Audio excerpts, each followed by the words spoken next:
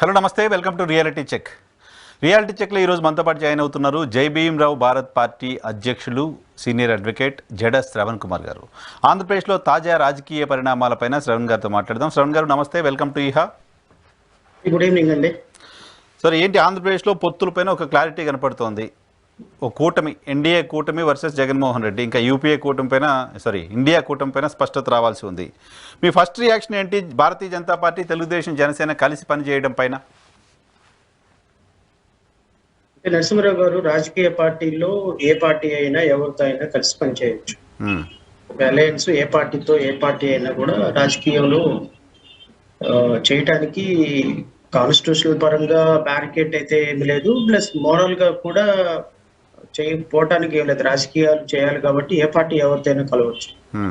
అయితే కలిసే సందర్భంలో రాష్ట్ర ప్రజల యొక్క ఇంట్రెస్ట్ పారామౌంట్ గా ఉండాలి. ప్రజాస్వామ్యం అల్టిమేట్ గా సీట్లు, ఓట్లు క్యాలిక్యులేషన్ ఎంత ఇంపార్టెంటో, అట్ ది సేమ్ టైం ఒక పాలసీ డెసిషన్, లేకపోతే ప్రజల పట్ల మనం రాజకీయాలు చేయాలని వచ్చినప్పుడు ప్రజలకి సంబంధించి ఒక ఓతు తీసుకోవాలి.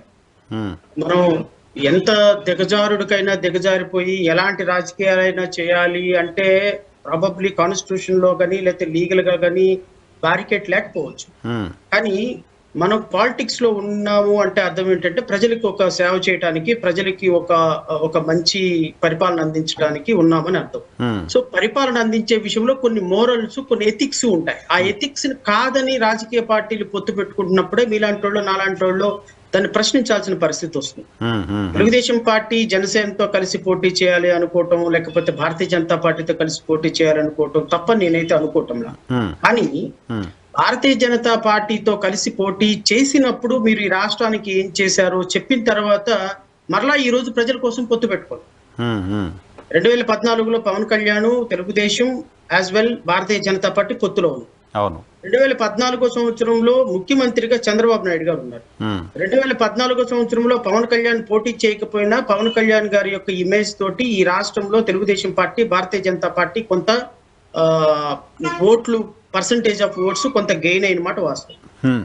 భారతీయ జనతా పార్టీ తిరుమల వెంకన్న సాక్షిగా ఇచ్చినటువంటి ప్రత్యేక హోదా అంశం ఏమైపోయింది?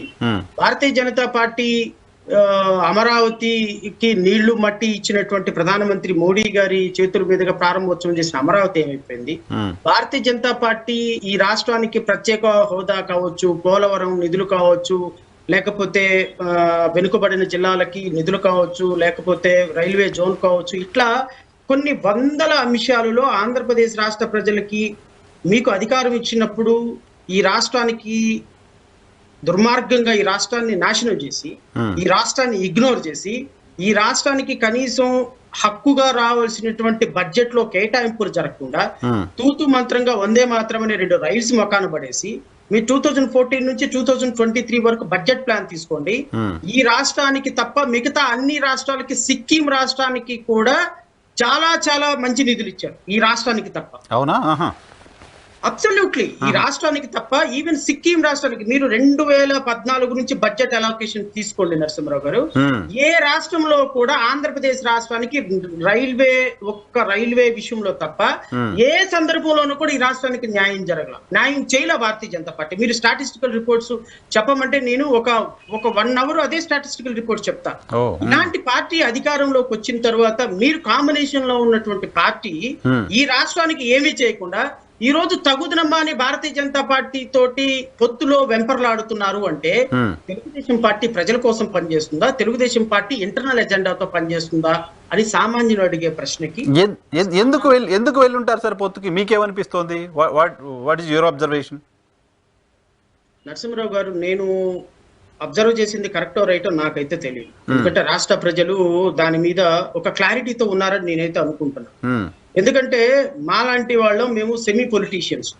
మేము పొలిటీషియన్స్ లాగా ఈ రోజు ఒక మాట రేపు ఒక మాట మాట్లాడలేం. మాకు నచ్చితే ఇదిగో ఇది కరెక్ట్ అని మొహం మీద కుండబద్దలు కొడతాం. మాకు నచ్చకపోతే ప్రజలను అడగండి, ప్రజలతోటి రాజకీయాలు చేయండి అని అంటాం. అందుకనే ప్రాబబ్లీ మేము ఈ రాజకీయాల్లో సూట్ అవుతామో లేదా అని తెలుసుకునే లోపే కాలం అంతా పూర్తయిపోతా ఉంది.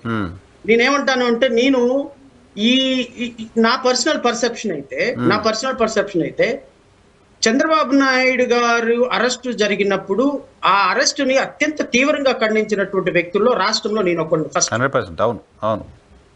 ప్రతిరోజు తెలుగుదేశం చంద్రబాబు నాయుడు గారు అరెస్టు జరిగినప్పుడు వారి అరెస్టుని ఖండిస్తూ రోజుకి 8 గంటల సేపు నేను డిబేట్ లో కూర్చునేవాడిని. ఆ 30 days 40 days అంతా కొన్ని వందల జడ్జిమెంట్లు చదివి, రిమాండ్ రిపోర్ట్లు చదివి, చంద్రబాబు నాయుడు గారు అరెస్టు తప్పు, అరెస్టు చేయటం అన్యాయం, ఆధారాలు లేకుండా అరెస్ట్ చేశారని ఇప్పటికీ కూడా నేను స్టిక్ ఆన్ అయ్యి ఉన్నా వర్డ్స్ మీద. కానీ ఈ అరెస్ట్ వెనుక ఉన్నది భారతీయ జనతా పార్టీ అని ఈ రాష్ట్రంలో చిన్న పిల్లల్ని అడిగినా చెప్తారు. అవును, చిన్న పిల్లల్ని అడిగినా భారతీయ జనతా పార్టీ చంద్రబాబు నాయుడు అరెస్ట్ విషయంలో Bharatiya Janata party key role play చేసింది. జగన్మోహన్ రెడ్డి ఈ రాష్ట్రంలో లేనప్పుడు సజ్జల రామకృష్ణారెడ్డి గారికి డైరెక్షన్స్ ఇస్తూ భారతీయ జనతా పార్టీ ఒక మాజీ ముఖ్యమంత్రిని 14 సంవత్సరాల పరిపాలన చేసినటువంటి ముఖ్యమంత్రిని అరెస్ట్ చేసే ధైర్యం, దమ్ము ఈ రాష్ట్ర ప్రభుత్వానికి ఉందంటే అది కేంద్రం అండదండలతో అని నేను అనలేదు సార్. తెలుగుదేశంలో ప్రతి కార్యకర్త అన్నాడు, అవును, తెలుగుదేశంలో ప్రతి అధికార ప్రతినిధి అన్నాడు, అవును, తెలుగుదేశంలో ప్రతి నాయకుడు, 2nd, 3rd గ్రేడ్ నాయకుడు Bharatiya Janata party is behind the screen అని కొన్ని లక్షల మంది తెలుగుదేశం పార్టీ నాయకులు ఉన్నారు. ఏమైపోయింది ఇప్పుడు? సిగ్గుందా మీకు అసలు? కనీసం మీరు చేసే రాజకీయాలకి ఒక విలువలు ఉన్నాయా? మీరు మీ అధ్యక్షుడిని అరెస్ట్ చేపించారు అని చెప్పి కొన్ని రోజుల పాటు 55 రోజుల పాటు జైల్లో పెట్టించారని భారతీయ జనతా పార్టీ ఉన్నాడని తెలిసిన కనీసం 35 రోజుల పాటు వెళ్ళి నారా లోకేష్ ఢిల్లీలో పడిగాపులు కాస్తే కనీసం అపాయింట్మెంట్ ఇవ్వకుండా లాస్ట్ మినిట్ లో ఎవరో చెప్పారని ఒక 2 నిమిషాలు మాట్లాడి పంపించినటువంటి అమిత్ షా ఉన్నాడని మీ అందరికీ ఆత్మసాక్షికి తెలుసు. ఈ రాష్ట్రాన్ని సర్వనాశనం చేసింది భారతీయ జనతా పార్టీ అని తెలుసు. పోనీ మాకు అన్యాయం చేసినా, తెలుగుదేశం పార్టీకి అన్యాయం చేసినా భారతీయ జనతా పార్టీ ఈ రాష్ట్రానికి చాలా బాగా చేసింది. ప్రత్యేక హోదా ఇచ్చింది, అమరావతి కట్టింది.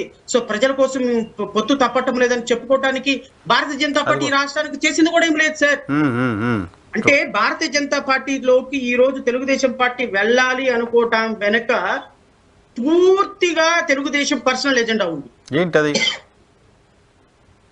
Personal agenda? ఏంటి అంటే 2024లో ఒకవేళ భారతీయ జనతా పార్టీతో కలిసి లేకపోతే భారతీయ జనతా పార్టీ కేంద్రంలో అధికారంలో వచ్చే అవకాశం ఉంది. ఎందుకంటే ఆల్టర్నేటివ్ వాళ్ళు ఇండియా కూటమి లేదు కాబట్టి, ఇండియా కూటమి వీక్ గా ఉంది కాబట్టి ఖచ్చితంగా భారతీయ జనతా పార్టీ మాత్రమే 2024లో కేంద్రంలో అధికారంలోకి వస్తుంది.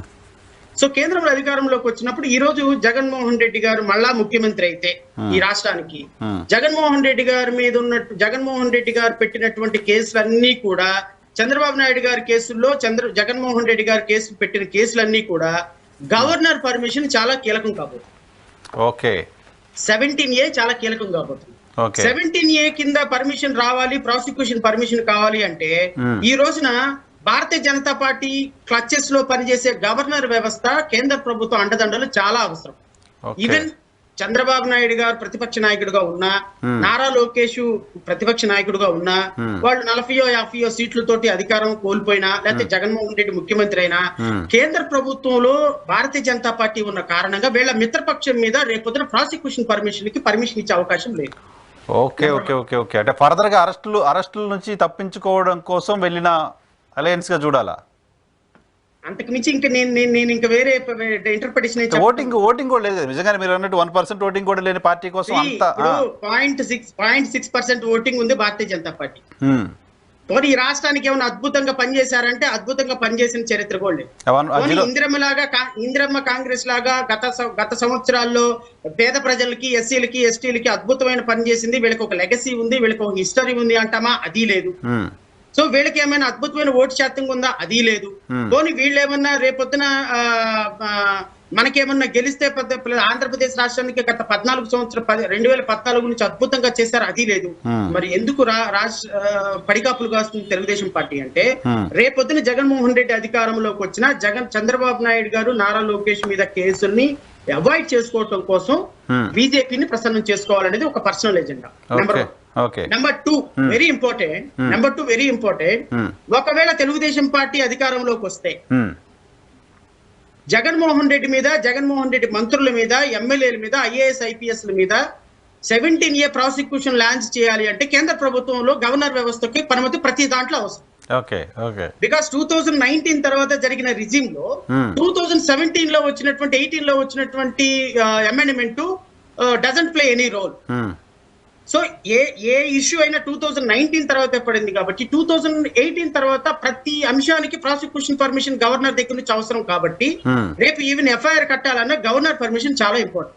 ఓకే. సో జగన్మోహన్ రెడ్డి రేపు జైలుకి పంపించాలి, సజ్జల రామకృష్ణారెడ్డి జైలుకి పంపించాలి, సంజయ్ని జైలుకి పంపించాలి, పివి సునీల్ కుమార్ ని జైలుకి పంపించాలి, లేకపోతే ఈ రాష్ట్రంలో సహకరించినటువంటి ప్రతి ఒక్క ఐపీఎస్ ఆఫీసర్ ని, మినిస్టర్ ని, రోజాని, లేకపోతే Kodali Nani, what ever it is, ఎవరెవరైతే తెలుగుదేశం పార్టీకి వ్యతిరేకంగా మాట్లాడారో ఎమ్మెల్యేలు ఉన్నారో వాళ్ళందరినీ జైలుకి పంపించాలంటే ప్రతి ఒక్కళ్ళ మీద ప్రాసిక్యూషన్ పర్మిషన్ 17 గవర్నర్ ఇచ్చి తీరాలి.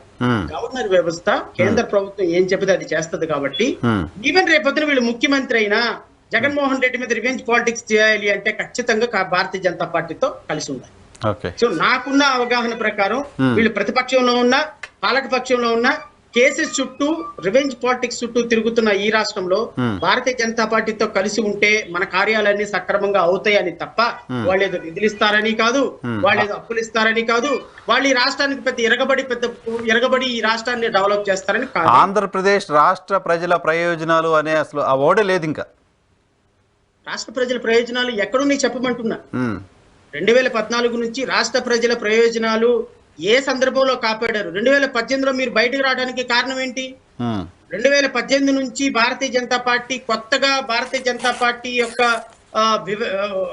ఆలోచన విధానం ఈ రాష్ట్రం పట్ల మారిన విధానం ఏముందా? 2018 మీరు విభేదించిన రోజు దగ్గర నుంచి ఈ రోజు వరకు భారతీయ జనతా పార్టీలో వచ్చిన మార్పులు ఏంటి సార్? అదే కదా, కొత్తగా ఏం లేదు సార్. 2018లో భారతీయ జనతా పార్టీతో విభేదించింది తెలుగుదేశం పార్టీ. కానీ 2019 నుంచి 2024 వరకు మీరు అద్భుతంగా జగన్మోహన్ రెడ్డికి సహకరించి ఈ రాష్ట్రాన్ని బాగా చేశారు. సో ఈ రాష్ట్రం పట్ల మీకున్నటువంటి ప్రేమని మేము చూసి చెల్లించిపోయి మీలో వచ్చిన మార్పుకి మేము మీ ముందు సాగిల పడుతున్నాం అని చెప్పడానికి బాబు కొడుకులు ఇద్దరికి ఏమైనా అవకాశం ఉంది? అది కూడా లేదు కదా. లేకపోయిగా ఏమంటానంటే నేను as a being political party president గా నరసింహరావు గారు నేనేమంటాను అంటే నేను వారు పొత్తు పెట్టుకోవటాన్ని నేను తప్పు పట్టడం లేదు. ఎవరితో అయినా తప్పు. వైఎస్ఆర్ కాంగ్రెస్ పార్టీ దత్తపుత్రుడని పవన్ కళ్యాణ్ ని లేకపోతే ఇంకోటని అంటున్నారు. నేను దాన్ని తప్పు పడతా. ఎందుకంటే ఒక రాజకీయ పార్టీ ఇంకో రాజకీయ పార్టీతో పొత్తు పెట్టుకుంటుంది. Who are you? కానీ ఈ రాష్ట్రానికి అధికారం ఉన్నప్పుడు పొత్తు పెట్టుకున్నప్పుడు ఏం చేశారో చెప్పాల్సిన బాధ్యత వాళ్ళ మీద ఉంది అంటాను. అంతే కదా. వాళ్ళు అధికారంలో పంచుకోకపోతే నేను అడిగే హక్కు నాకు లేదు సార్. వీళ్ళు అధికారం పంచుకున్నారు. ఒకప్పుడు 5 సంవత్సరాలు అధికారం పంచుకొని అధికారాన్ని పంచుకొని ఈ రాష్ట్ర ప్రజలు 5 సంవత్సరాలు అధికారాన్ని పంచుకొని చేశారు. ఇలాంటి అధికారం పంచుకున్న వీళ్ళు ఈ రాష్ట్ర ప్రజలకు ఏం చేశారో చెప్పకుండా మళ్ళీ అధికారాన్ని ఎట్లా అడుగుతారు?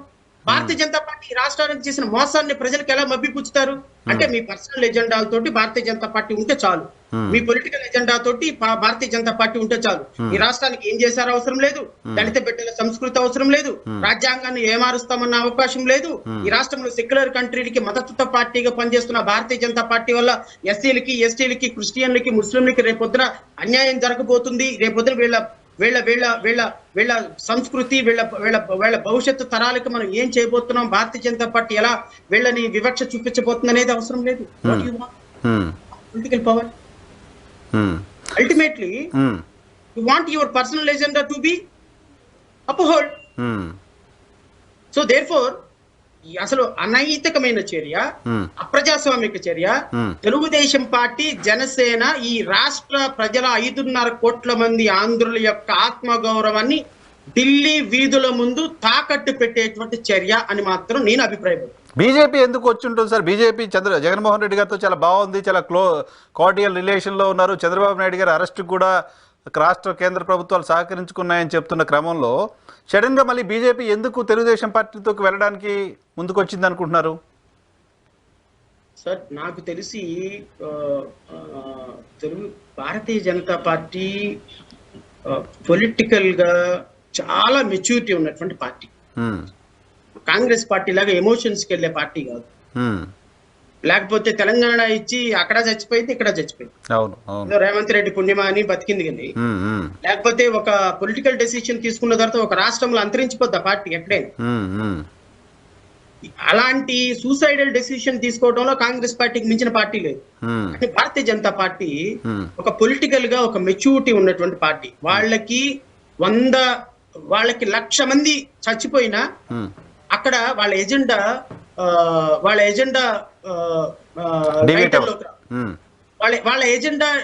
ఎజెండా అక్కడ అంకురార్పణ జరగాలి. వాళ్ళకి కావాల్సింది పాలిటిక్స్. సో ఈ రోజు ఆంధ్రప్రదేశ్ రాష్ట్రంలో తెలుగుదేశం పార్టీకి వాళ్ళు తెలుగుదేశం పార్టీ ఎజెండాలో ఫిక్స్ అవడానికి కారణం నేను అనుకుంటున్నాను 2 అనుకుంటున్నాను. ప్రాబబ్లీ నేను అనుకునేటువంటి రెండిట్లో కరెక్టో కాదో నాకైతే తెలియదు. కానీ ఒకటేంటి అంటే భారతీయ జనతా పార్టీ ఈ రాష్ట్రంలో ఆంధ్రప్రదేశ్ రాష్ట్రంలో చాలా ప్రధానమైన పాత్ర పోషించాలి అనుకుంటుంది. Not only Andhra Pradesh, Telangana, Tamil Nadu, Kerala, Andhra Pradesh, Karnataka. So southern states లో భారతీయ జనతా పార్టీ యొక్క ప్రాబల్యం పెంచుకోవాలని చూస్తుంది. ఎందుకంటే నార్థన్ స్టేట్స్ లో చాలా సీరియస్ గా డౌన్ ఫాల్ అవుతుంది పార్టీ.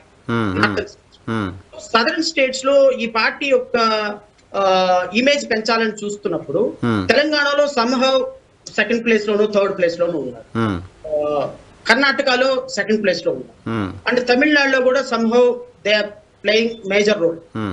మేబీ అంత అద్భుతమైన రోల్ కాకపోయింది. సో కేరళలో somehow they are sharing vote sharing, but అత్యంత దురదృష్టకరమైనటువంటి అత్యల్పమైన ఓట్ షేరింగ్ ఆంధ్రాలో ఉంది.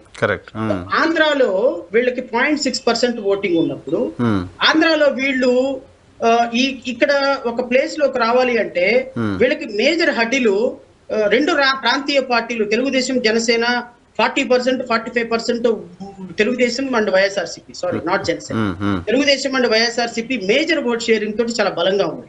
సో అంతకంటే ఒక 6% ఓటింగ్ తోటి పవన్ కళ్యాణ్ కూడా కొద్దిగా గొప్ప కనపడుతున్నారు. సో ఇక్కడ ఒక పార్టీ అంతరించిపోతే తప్ప భారతీయ జనతా పార్టీకి మూలాలు లేవు, ఎమర్జ్ అవ్వలేదు. ఇక్కడ ఎమర్జ్ అవ్వాలి అంటే ఒక పార్టీ ఖచ్చితంగా చచ్చిపోవాల్సిన పరిస్థితి ఉంది. సో ఈ పార్టీ ఏం పార్టీ పోవాలి అంటే వీళ్ళకి కనపడుతుంది కనుచూపు మేరల్లో తెలుగుదేశం పార్టీ.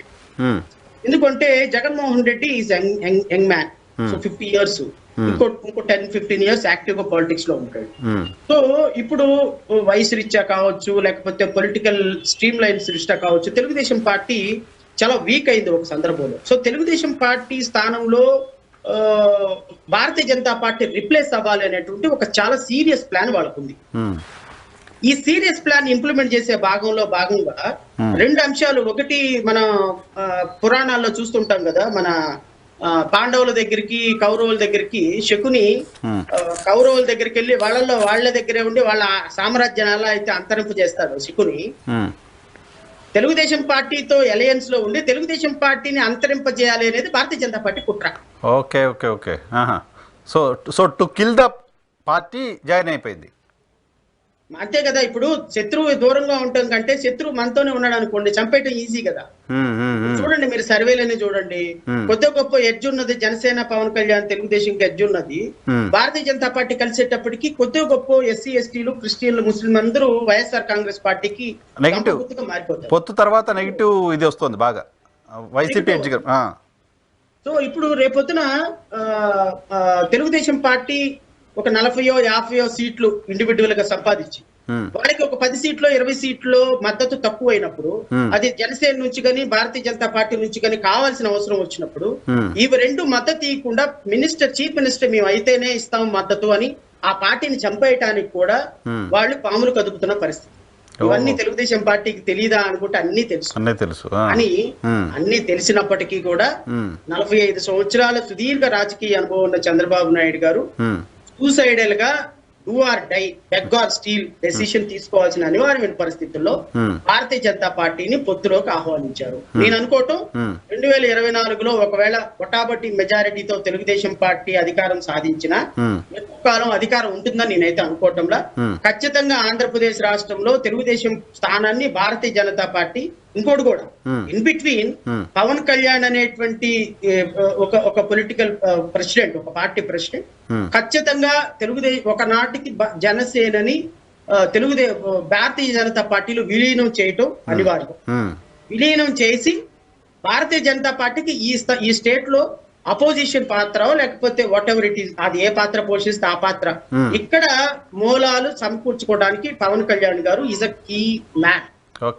సో దీనికోసం భారతీయ జనతా పార్టీ తెలుగుదేశం పార్టీతో పొత్తులో ఉంటుందని నేనైతే భావిస్తున్నాను. Okay okay okay. సో ఇప్పుడు పురంధేశ్వరి గారిని ఎమ్మెల్యేగా పోటీ చేయిస్తారు, పవన్ కళ్యాణ్ గారిని ఎంపీగా పంపిస్తారు లాంటి ఒక వార్తలు వస్తున్నాయి. దీని వెనక ఉద్దేశం ఏమై ఉండొచ్చు? నేను అనుకోవటం నరసింహరావు గారు, ఇప్పుడు పవన్ కళ్యాణ్ గారు ఎమ్మెల్యేగా అయితే మినిస్టర్ అవుతాడు. సో మినిస్టర్ అయినప్పుడు ఆయనకి ఈ రాష్ట్రంలో ఖచ్చితంగా మినిస్టర్ అయినా చీఫ్ మినిస్టర్ పోస్ట్ అయితే as long as Chandrababu Naidu గారు పాలిటిక్స్ లో ఉన్నంత వరకు చీఫ్ మినిస్టర్ పోస్ట్ కాదు.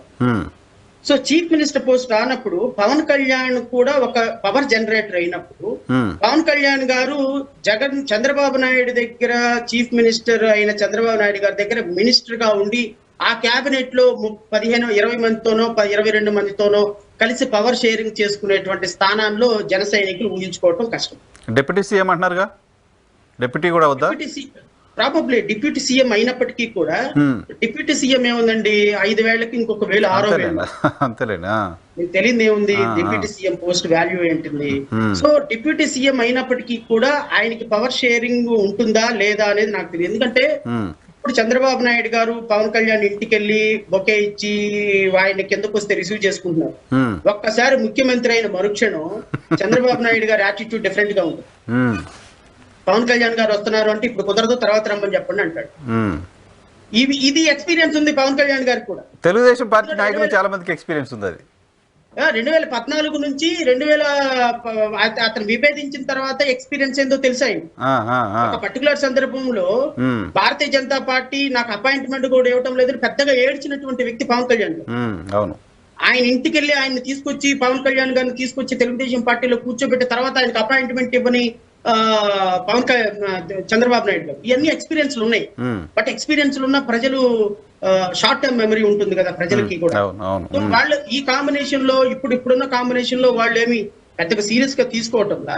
సో నాకు తెలిసి రేపొద్దున పవన్ కళ్యాణ్ గారు ఎమ్మెల్యేగా మినిస్టర్ అయ్యి ఈ పార్టీలో ఆంధ్రప్రదేశ్ రాష్ట్రంలో చీఫ్ మినిస్టర్ దగ్గర ఎస్ బాస్ అని ఇప్పుడు ఎంత కాదనుకున్నా ఒక minister is responsible, he is reporting to chief minister obviously because he is being head of the state. Normal గా పవన్ కళ్యాణ్ కంటే చంద్రబాబు నాయుడు గారు పెద్ద పొజిషన్ లో ఉన్నట్టే కదా చీఫ్ మినిస్టర్ గా. అంతేగా, ఎప్పుడు కేబినెట్ పిలిచేవాడు అప్పుడు పరిగెత్తుకుంటూ రావాల్సిన పరిస్థితుల్లో నేను అనుకుంటాం ఏంటంటే పవన్ కళ్యాణ్ గారు మినిస్టర్ కాకుండా ఆయన ఎంపీగా పోటీ చేసి భారతీయ జనతా పార్టీలో రేపు కేంద్ర మంత్రిగా అయ్యే అవకాశం ఉంటుందేమో అని నేను అనుకుంటున్నాను. కేంద్ర మంత్రి అయ్యి ఈ తెలుగుదేశం పార్టీ ఎప్పుడైతే ఇక్కడ ఆరిపోతుందో, ఎప్పుడైతే ఇక్కడ తెలుగుదేశం పార్టీని భారతీయ జనతా పార్టీ గేమ్ ప్లాన్ లో భాగంగా కింద పడుకోబెడుతుందో అప్పుడు ముఖ్యమంత్రిగా కేంద్ర మంత్రిగా ఉన్న పవన్ కళ్యాణ్ ఎంటర్ అయ్యే అవకాశం ఉంది. సో ఇప్పటికిప్పుడైతే నేను అనుకోవటం ఎమ్మెల్యేగా పవన్ కళ్యాణ్ గారు పోటీ చేస్తారు అని నేనైతే భావించటంలా. బట్ ప్రాబబ్లీ నా ఇంటర్ప్రిటేషన్ నా పర్సెప్షన్ రాంగ్ అయి ఉండొచ్చు కూడా. మేబీ పవన్ కళ్యాణ్ గారు రేపొద్దున పోటీ చేయొచ్చు, ఐ డోంట్ నో. సో పొత్తుల తర్వాత పరిస్థితి సార్, జనరల్ గా రాజకీయ పార్టీలు పొత్తులు పెట్టుకోవడం తప్పు కదా. ఇంతకుముందు మీరు చెప్పినట్టుగా అది ఎథికలా మోరలా ఇమోరలా పక్కన పెడితే రెండు రాజకీయ పార్టీలు కలిసి పనిచేయడం అనేది ఎక్కడ తప్పు కాదు, తప్పుగా చూడాల్సిన అవసరం కూడా లేదు. సో ఆంధ్రప్రదేశ్ పాయింట్ ఆఫ్ వ్యూలో ఈ కలయిక అనేది ఆంధ్రప్రదేశ్ ప్రజలకు ఏమాత్రం ఉపయోగపడుతుంది? Point number 1. ఈ కలయిక తర్వాత ఆంధ్రప్రదేశ్ లో పొలిటికల్ సినారియో ఎలా అనిపిస్తుంది as for you? Sir, political గా ఆంధ్రప్రదేశ్ రాష్ట్రంలో ఈ కాంబినేషన్ వల్ల ఆంధ్రప్రదేశ్ కు ఒరిగేది ఏమీ లేదని అయితే నా మొదటి ప్రశ్న, నా మొదటి సమాధానం మీరు అడిగిన ప్రశ్న. ఈ కాంబినేషన్ వల్ల రాష్ట్రానికి ఒరిగేది ఏముండదు, రాష్ట్రానికి నిధులు వచ్చేది ఏముండదు, రాష్ట్రానికి ప్రత్యేకంగా ఒరిగేది ఏం లేదు. తెలుగుదేశం పార్టీ కేసులను సేవ్ చేసుకోవడానికి, తెలుగుదేశం పార్టీ జగన్మోహన్ రెడ్డి మీద కేసులు పెట్టి ఆయన లోపలికి పంపించడానికి ఈ కాంబినేషన్ ఉపయోగపడుతుంది.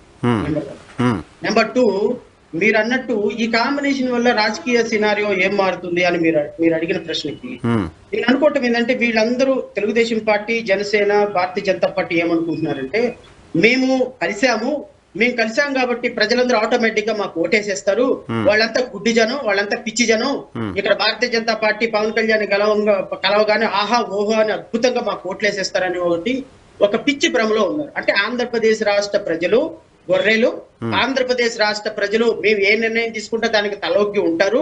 రాష్ట్రం కోసం నిర్ణయం తీసుకున్నామని ఒక మాట చెప్పగానే ప్రజలందరూ నమ్మేస్తారు అనేటువంటి పిచ్చి ఊహలో ఉన్నారు. నేను వీళ్ళకి ఒకటే మాట చెప్తున్నా, పవన్ కళ్యాణ్ గారికి సభలకి 1,00,000 మందో 2,00,000 మందో మీటింగులకి జనాలు వస్తున్నారు కదా అని అవన్నీ ఓట్లు అనుకుంటే పిచ్చి పొరపాటు. తెలంగాణలో భారతీయ జనతా పార్టీతో కలిసి పోటీ చేసిన పవన్ కళ్యాణ్ గారి పరిస్థితి ఏంటో వాళ్ళకి తెలుసు. ఆంధ్రప్రదేశ్ రాష్ట్రంలో పవన్ కళ్యాణ్ గారికి ఓట్లు ఎన్ని వస్తాయో వాళ్ళకి తెలుసు. అయితే ఈ కాంబినేషన్ వల్ల వీళ్ళు ఒక నెగటివ్ ప్రచారానికి జగన్మోహన్ రెడ్డి అనేటువంటి ఒక వ్యక్తిని ఇంతమంది పార్టీలు కలిసి మూకుమ్మడిగా దాడి చేస్తున్నారు అని అయ్యో పాపం అనేటువంటి ఒక సింపతి వేవ్ని జగన్మోహన్ రెడ్డి గారి క్రియేట్ చేయడానికి ఈ కాంబినేషన్ ఉపయోగపడింది. వీళ్ళందరూ కలిసి ఏం చేశారు, జగన్మోహన్ రెడ్డి నెత్తి మీద పాలు పోసారు అందరూ కలిసి. అవునా? అంతే కదా మరి. జగన్మోహన్ రెడ్డి గారు ఒక్కడిని దాడి చేయడానికి భారతీయ జనతా పార్టీ కలిసింది, పవన్ కళ్యాణ్ గారు కలిశారు, జనసేన కలిసింది, వీళ్ళందరూ కలిశారు, తెలుగుదేశం కలిసి జగన్మోహన్ రెడ్డిని టార్గెట్ చేస్తున్నారని చెప్పేటువంటి ఒక వేవ్ లో జగన్మోహన్ రెడ్డి గారికి ఇది ఒక ప్లస్ పాయింట్ అయిపోయింది. ప్లస్ ఇప్పుడు 2014లో ఇదే కాంబినేషన్ లో గెలిచారు అంటే 2014లో జగన్మోహన్ రెడ్డి పరిపాలన ప్రజలు చూడాల, సంక్షేమం లేదు, జగన్మోహన్ రెడ్డికి 50% ఓటింగ్ రాలా. ఈడ ముగ్గురు కాంబినేషన్ లో పరిపాలన చూసిన తర్వాత జగన్మోహన్ రెడ్డికి 50% ఓటింగ్ వచ్చింది. ఇప్పుడు జగన్మోహన్ రెడ్డి పరిపాలన, నేను జగన్మోహన్ రెడ్డి రాకూడదు అని కోరుకున్న వ్యక్తుల్లో ఈ స్టేట్ లో మొదటి వ్యక్తిని మొదటి నుంచి మీరు ఫైట్ చేస్తున్నారు. నేను జగన్మోహన్ రెడ్డి గారు రాకూడదు అని కోరుకున్న వ్యక్తిలో నేను ఫస్ట్ పర్సన్. కానీ ఈ దుర్మార్గుల రాజకీయాల వల్ల, ఈ దుర్మార్గులు ఆడేటువంటి సికండి ఆటల వల్ల, ఈ రాజకీయ పార్టీలు ప్రజలను మోసం చేసే విధానం వల్ల, ఈ రాజకీయ పార్టీలు తీసుకున్న అనాలోచిత నిర్ణయాల వల్ల ఈ రోజు జగన్మోహన్ రెడ్డి గారి మీద మేము 5 సంవత్సరాల నుంచి చేసిన పోరాటం అంతా గాల్లో కలిసిపోయే పరిస్థితి వచ్చింది. మా మాటలన్నీ గాల్లో కలిసిపోయే పరిస్థితి వచ్చింది. మా పోరాటానికి విలువ లేకుండా పోయింది. బంగారుపల్లెంలో తీసుకొచ్చి ప్రతిపక్ష వ్యతిరేకత అంతా ప్రభుత్వాన్ని వెంటాడి ప్రభుత్వం మాకు చేస్తున్న దుర్మార్గాల్ని, ఎస్సీ ఎస్టీలకు చేస్తున్న దుర్మార్గాల్ని ప్రజల మేధోమథనం చేసి కొన్ని వేల కార్యక్రమాలు చేసి ప్రజల్ని తీసుకొచ్చిన అవగాహన మొత్తం బూడిదల పోసిన పన్నీర్లాగా ఈ దుర్మార్గపు రాజకీయ పార్టీలు తీసుకుని వెళ్ళి మళ్ళీ జగన్మోహన్ రెడ్డిని ముఖ్యమంత్రి చేయబోతున్నారు అని నాకు అనిపిస్తుంది. సో ఈ కాంబినేషన్ వల్ల జగన్మోహన్ రెడ్డి గారికి 100% అడ్వాంటేజ్ వస్తుంది. ఆయన గత 2 నెలలు 3 నెలల క్రితం నుంచి ఎంత పర్సంటేజ్ ఆఫ్ ఓట్లు, ఎన్ని ఎమ్మెల్యే సీట్లు నాకు తెలియదు కానీ 25 seats he gained for the last 2 months. Last 2 నెలల్లో because of these bloody politics 25 seats అదనంగా ఆయన రాష్ట్ర ప్రజల దగ్గర నుంచి ఆయన మళ్ళీ కొనుక్కున్నాడు జగన్మోహన్ రెడ్డి. సో 2 నెలల క్రితం 80 సీట్లు అయితే ఇప్పుడు 105 సీట్లు, 2 నెలల క్రితం 105 సీట్లు అయితే ఇప్పుడు 140 సీట్లు, 2 నెలల క్రితం 60 సీట్లు అయితే ఇప్పుడు 85 సీట్లు, అంటే 25 సీట్లు ప్లస్ పాయింట్ ఈ కాంబినేషన్ వల్ల వచ్చింది అని అయితే నా అండర్స్టాండ్. ఇప్పుడు ఈ సీట్ల సర్దుబాటుకు సంబంధించిన అంశం కూడా అధికార పార్టీకి అడ్వాంటేజ్ మారుతుందా అనిపిస్తుంది. 24 సీట్లు, 30 సీట్లు భారతీయ జనతా పార్టీ సీట్లు, ఈ పంపకాలు, సీట్ల కేటాయింపులు, వీటిలో కూడా స్పష్టత కనపడట్లేదు కూటమి వైపు నుంచి. కరెక్టే మీరు అన్నది కరెక్టే. నేను దాన్ని డినై చేయను. 24 సీట్లు పవన్ కళ్యాణ్ గారు తీసుకోవటంలో నేను తప్పు పట్టడం, ఎందుకంటే పవన్ కళ్యాణ్ చాలా వైస్ మూవ్. ఈ 24 సీట్లు యాక్సెప్ట్ చేయటం అనేది చాలా వైస్ మూవ్. నేను ఖచ్చితంగా ఆయన్ని నేను అప్రిషియేట్ చేస్తా ఈ అంశంలో.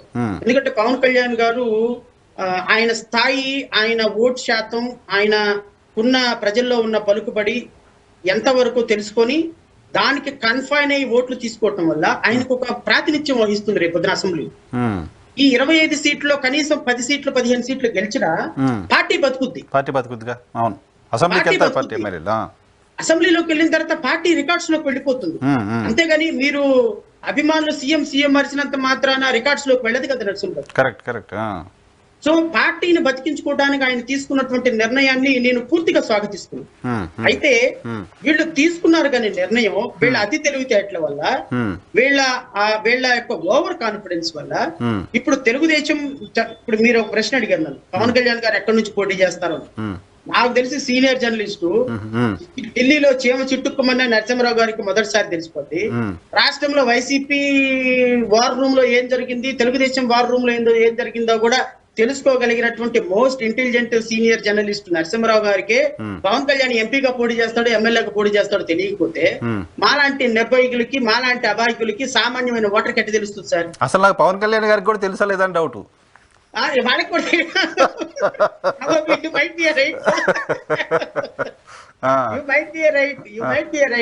అది పవన్ కళ్యాణ్ గారికి తెలుసో లేదో నాకు తెలియదు. పవన్ కళ్యాణ్ గారికే తెలియనప్పుడు, మీకు నాకే తెలియనప్పుడు ఒక సామాన్యుడు ఏ విధంగా రేపొద్దున తన మైండ్ ని ఫిక్స్అప్ చేసుకుని ఓటేస్తాడు? Correct correct. ఫర్ ఎగ్జాంపుల్ ఆయన Telugudesam, for example Tirupati MP అనుకుంటున్నారు. తిరుపతిలో తెలుగుదేశానికి జనసేనకి కార్యకర్తలు ఉన్నారు. తెలుగుదేశం కార్యకర్తలు, జనసేన కార్యకర్తలు వాళ్ళు మాట్లాడుకోవటానికి, కోఆర్డినేషన్ చేసుకోవటానికి, ఓటు కన్వర్షన్ కి టైం ఎక్కడుంది? ఎమ్మెల్యే అయితే తిరుపతి, ఎంపీ ఎస్సీ కదా Tirupati, what ever it is sir. MLA Chittoor లేకపోతే అనకాపల్లి, లేకపోతే కాకినాడ, నర్సాపురం, ఎక్కడ ఎంపీగా ఎవరు ఎక్కడ వేసినా అసలు పవన్ కళ్యాణ్ ఇప్పటికీ ఈ డెసిషన్ తీసుకోకపోతే ఇంకా ఏముంది, 2-3 రోజులు ఎలక్షన్ నోటిఫికేషన్ వస్తుంది. ఎలక్షన్ నోటిఫికేషన్ వచ్చేటప్పటికి కూడా నువ్వు ఎంపీఓ ఎమ్మెల్యే తెలియకపోతే రేపొద్దున ఇంత కాంబినేషన్ కింద స్థాయిలో వర్కౌట్ అవుతుందా లేదా అనేది నాకు I have my own doubts. Correct correct correct. So వీళ్ళు పొత్తు పెట్టుకున్నారు, మంచి సీట్లు తీసుకున్నారు, కాంట్రిబ్యూషన్ బాగానే ఉంది. ఈ 24 సీట్లలో నాకు తెలిసి 4-5 సీట్లు కానీ ఎక్కువ అనౌన్స్ చేయలేదు ఈ రోజు వరకు. అవును, 5 చేశారు, ఈ రోజు 1 చేశారు, 6. ఎందుకు చేయలేదు? కొన్ని మీదంటే పక్కన పెట్టండి, మీ అభ్యర్థులతో ఎందుకు చేయాలి కదా? అంటే ఏం చేద్దామని, అంటే వీళ్ళందరూ నేను ఇంత నా కోపం అంతా నరసింహరావు గారు, వీళ్ళు రాజకీయ పార్టీలో మీరు ఎందుకు చేయలేదు, నేను ఎందుకు చేయలేదు అనేది అడిగే హక్కు నాకు లేదు. మళ్ళీ చెప్తున్నాను, ఐ నో వే కన్సర్న్. నా పార్టీకి సంబంధించి నేను నిర్ణయాలు తీసుకుంటా. కానీ ఈ దుర్మార్గపు వైఎస్ఆర్సీపీ ప్రభుత్వాన్ని ఎదిరించటంలో తెలుగుదేశం పాత్ర కంటే, జనసేన పాత్ర కంటే, భారతీయ జనతా పాత్ర కంటే మా పాత్ర ఎక్కువ, నా పాత్ర ఎక్కువ, అలాంటి సామాన్యులైన బలహీన పాత్ర ఎక్కువ. మేము ఈ ప్రభుత్వం మీద 5 సంవత్సరాల నుంచి నిరవధికంగా పోరాటం చేసి ఈ రాష్ట్రంలో ప్రతి ఒక్క సమస్యని స్పృశించిన వాళ్ళం సార్ మేము. అవును, మీ కెరీర్ వదిలిపెట్టి, టైం వదిలిపెట్టి, ఫ్యామిలీ వదిలిపెట్టి ధర్నాలు కూడా చేశారు. ప్రాబబ్లీ తెలుగుదేశం పార్టీ పెద్ద పార్టీ అయి ఉండొచ్చు సార్, వాళ్ళకి లక్షల కోట్లు ఉండుండొచ్చు. పవన్ కళ్యాణ్ ఇలా ఒక్కసారి డాన్స్ చేయగానే 50 కోట్లు పడి ఉండొచ్చు, నేను కాదనట్టు. కానీ ప్రజల పట్ల, ప్రజాస్వామ్యంలో ప్రజా సమస్యల పట్ల మీరు అడ్రస్ చేయకుండా ఈ రోజున అనాలోచిత నిర్ణయాలతో ఇలాంటి నిర్ణయాలు తీసుకొని మరలా జగన్మోహన్ రెడ్డికి అవకాశం ఇస్తే రేపొద్దున ఈ రాష్ట్ర భవిష్యత్తు ఏంటి అని ప్రజల తరపున మేము అడగాల్సిన పరిస్థితి ఉంది. Right right right sir. ఇప్పుడు మీరు మీ పార్టీకి సంబంధించిన మొదటి లిస్ట్ అనౌన్స్ చేశారు. ఏ ఎజెండాతో జనాల దగ్గరికి వెళ్ళబోతున్నారు శ్రవణ్ గారు? మంగళగిరి ఎలా ఉంది? మంగళగిరి, తాడికొండ మీరు ఇప్పటికే టికెట్లు అనౌన్స్ చేశారు, 2 చోట్ల మీరు పోటీ చేయబోతున్నట్టుగా అనౌన్స్ చేశారు. మంగళగిరి ఎలా ఉంది? నరసింహరావు గారు, టు బి ఫ్రాంక్లీ సే, మంగళగిరిలో లేకపోతే తాడికొండలో లేకపోతే నేను అనౌన్స్ చేసిన సీట్లలో నేను గెలుస్తాను లేకపోతే మా పార్టీ అభ్యర్థులు గెలుస్తారు అనే నాకు ఏ విధమైనటువంటి అపోహలు లేవు. మాకు ఉన్నది ఒకటే కాన్ఫిడెన్స్. ఏంటి ఆ కాన్ఫిడెన్స్ అంటే, మేము 2024లో ప్రతి కాన్స్టిట్యున్సీలో 5 నుంచి 10,000 ఓట్లు తెచ్చుకొని 10 లక్షల ఓటింగ్ తోటి మా ప్రయాణం మొదలు పెట్టాలనేది నా యొక్క ఆలోచన. ఓకే, మీ గోల్ అది గోల్ రీచ్ అయితే రీచ్ అయినట్టే. ఓకే, నేను నా గోల్ ఒకటే. నేను ఈవెన్ పులివెందులో దస్తగిరికి సీట్ ఇచ్చిన, ఈ రోజు కోడికత్తి శ్రీనివాస్ కూడా is going to join in my party. బాధితులందరికీ మీరు షెల్టర్ ఇస్తున్నారా? ఖచ్చితంగా. సో నేను భరోసా ఇచ్చేటువంటి ఒక పార్టీగా నేను ఈ రాష్ట్రంలో బడుగు బలహీన వర్గాల యొక్క రిప్రజెంటేటివ్ గా, ప్రజాస్వామ్య హక్కులు కోరుకునే ప్రతి ఒక్క వ్యక్తి యొక్క రిప్రజెంటేటివ్ గా నా ఉద్దేశం ఏంటంటే, there must be an alternative Narasimharao. Mainstream media వదిలేసి ఈ రోజు నరసింహరావు గారు పెట్టే డిబేట్ కి నరసింహరావు గారు ఒక వీడియో వదిలితే 40-50 వేల మంది చూస్తున్నారు అంటే కారణం ఏంటి అంటే, నరసింహరావు గారు ఈజ్ అన్ ఆల్టర్నేటివ్. మోనోపోలీలో నుంచి ఆల్టర్నేటివ్ అంటే ఒక్కసారిగా ఈయన 100 కోట్లకు అధిపతి కాకపోవచ్చు నరసింహరావు, కానీ మీరు చిన్నగా ఎదిగినటువంటి విధానం మాలాంటి వాళ్ళకి చాలా మందికి స్ఫూర్తి. సార్ చాలా సో నేను కూడా ఒక రాజకీయ పార్టీ పెట్టి పావలా రూపాయి ప్రొఫెషన్ లో వచ్చేటువంటి రూపాయిని కష్టపడి పెట్టి నేను ఈ రోజున ఒక ఆల్టర్నేటివ్ సృష్టించాలి అని చూస్తున్నా. సో 2024లో నా లక్ష్యం 175 ఎమ్మెల్యే కాన్స్టిట్యున్సీలు 25 ఎంపీ కాన్స్టిట్యున్సీలో పోటీ చేయాలి. కనీసం 50 మంది ఎమ్మెల్యేల యొక్క విజయ అపజయాలు మేము ఇన్ఫ్లుయెన్స్ చేయగలం. సూపర్. ఓకే. సో మాకు 5,000 నుంచి 10,000 ఓట్లు ఎమ్మెల్యే కాన్స్టిట్యున్సీలో 25,000 ఓట్లు ఎంపీ కాన్స్టిట్యున్సీలో తీసుకొచ్చుకోవాలి అనేది మా టార్గెట్. ఓకే. ఓకే. సో 2024లో ఒక 15 లక్షల ఓట్లు 20 లక్షల ఓట్లు మాకు వస్తే మా ప్రయాణం 2024లో మరలా ఏ ప్రభుత్వం వచ్చినా మళ్ళీ పోరాటం చేస్తాం. అంతే కదా, ఫైటింగ్ తోటే కదా. 2024లో మా పోరాటం 10 లక్షల మందితో స్టార్ట్ అవుతే 2029కి మేము రేపొద్దున 10 మందో 25 మంది అసెంబ్లీలోకి వెళ్ళడానికి ప్రయత్నం చేస్తాం. అప్పుడు చేయొచ్చు డెఫినెట్గా. నేను ఒక ఎమ్మెల్యే అవ్వాలి, ఒక ఎంపీ అవ్వాలి, తెలుగుదేశంలో చేరి, వైసీపీలో చేరి, జనసేనలో చేరి అంటే it is a matter of 5 minutes sir. అవును. ఏ పార్టీలోకి వెళ్ళి అమ్మా నేను మీ పార్టీలో పనిచేస్తాను, మీ కండవ చేసుకుంటాను అంటే ఖచ్చితంగా వాళ్ళు ఎవరు గారు మీరు రండి టికెట్ ఇస్తాం కానీ మీ వర్గాల వాళ్ళందరికీ టికెట్ అడిగితే మేము ఇవ్వం. అది కదా పార్టీ లెక్క. వర్గాల వాళ్ళందరూ కూడా కాదు, ఇండిపెండెంట్ గా మీరు అసెంబ్లీలో రిప్రజెంట్ చేయడానికి ఏ రాజకీయ పార్టీ ఒప్పుకోదు. నేను ఒక అంబేద్కర్ వాదిగా జై భీమరావు భారత్ పార్టీ తరఫున అసెంబ్లీలోకి వెళ్ళి నా వాయిస్ వర్గాల వాయిస్ వినిపించడానికి తెలుగుదేశం పార్టీ ఒప్పుకోదు, జనసేన ఒప్పుకోదు, వైఎస్ఆర్సీపీ ఒప్పుకోదు. వీళ్ళ ఓట్లు మాత్రం కావాలి. వీళ్ళ కోసం ఒక ఇండిపెండెంట్ వాయిస్ మాత్రం ఉండకూడదు. ఇప్పుడు తెలుగుదేశంలో మాసేన రాజేష్ కి కొడుకులపూడి శ్రీనివాస్ కి టికెట్లు ఇచ్చారు. రేపొద్దున ఒక దళిత బిడ్డ ఇదే తెలుగుదేశం ప్రభుత్వంలో కొట్టి చంపేస్తారు. మాసేన రాజేష్ కొడుకులపూడి శ్రీనివాస్ మాట్లాడతారండి? ఇప్పుడు వైసీపీలో ఉన్న వాళ్ళు మాట్లాడుతున్నారా? సుబ్రహ్మణ్యం ఇష్యూలో మాట్లాడుతున్నారా? రేపొద్దున తెలుగుదేశం చంద్రబాబు నాయుడు కాదని అసెంబ్లీలో ఒక మాట మాట్లాడగలరా వీళ్ళు రేపొద్దున ఎవరికైనా అన్యాయం జరిగితే వీళ్ళు మాట్లాడి తోలు తీసి ఎండగట్టేస్తాడు. అంతే కదా, రాజకీయ పార్టీలు గొడుగు కింద ఉన్నప్పుడు వాళ్ళ ఎజెండా మాట్లాడాలి. కానీ దళితుల హక్కులు, ఫుట్బాల్ ఇప్పుడు వీళ్ళేదో పెద్ద ప్రగల్భాలు పలుకుతున్నారు కానీ ఫుట్బాల్ ఆడతారు. రేపు తెలుగుదేశం పార్టీలో ఏ ఒక్కడ దళితుడికి, బహుజనులకి, ముస్లింస్ కి అన్యాయం జరిగినా ఒక్కడ కూడా మాట్లాడలేదు. ఇంతకుముందు మాట్లాడారా? This should not be repeat at all. So my intention is to see that we should have an independent voice in assembly. Sir. మా వాయిస్ మేము వినిపించుకోగలగాలి. రేపొద్దున మా వర్గాలకు అన్యాయం జరిగితే చంద్రబాబు నాయుడు అయినా జగన్మోహన్ రెడ్డి చొక్కా పట్టుకుని అడగగలిగి ఉండాలి. ఆ అడగగలిగిన స్వతంత్రం కోసమే సార్ ఈ రోజు రాజకీయ పార్టీ పెట్టి పోరాటం చేస్తుంది. ఇదే లేనప్పుడు, స్వేచ్ఛ లేనప్పుడు ఎందుకు రాజకీయ పార్టీ పెట్టాలి? ఎందుకు పోటీలో వేరే పార్టీలోకి వెళ్ళి చక్కగా జాయిన్ అయిపోతే సరిపోద్ది కదా. పదవి అంటే జాయిన్ అవ్వడం, కానీ మనం ప్రశ్నించడం అంటే జాయిన్ అవ్వలేదు కదా. సో ఖచ్చితంగా మా పార్టీ యొక్క ఉద్దేశం నరసింహరావు గారు, రాష్ట్రంలో బలహీన వర్గాల కోసం పోరాటం చేయటం, ఎన్నికల్లో ఆల్టర్నేటివ్ చూపించడం.